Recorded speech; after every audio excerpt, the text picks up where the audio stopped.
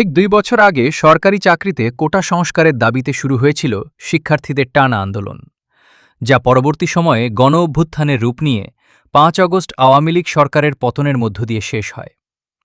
২০২৪ সালের ১ জুলাই ঢাকা বিশ্ববিদ্যালয়ের কেন্দ্রীয় লাইব্রেরির সামনে অবস্থান, মিছিল ও রাজু ভাস্কর্যে সমাবেশ।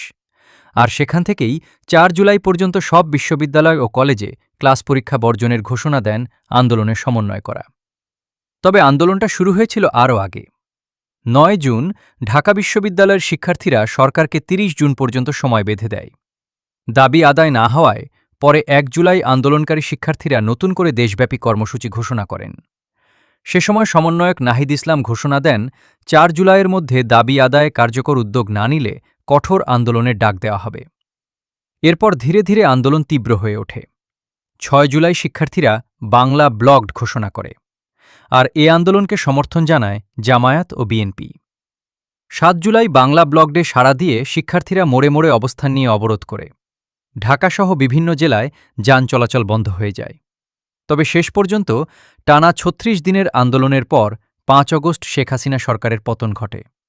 এর মধ্য দিয়ে বাংলাদেশের পট পরিবর্তনের নতুন অধ্যায়ের সূচনা হয়।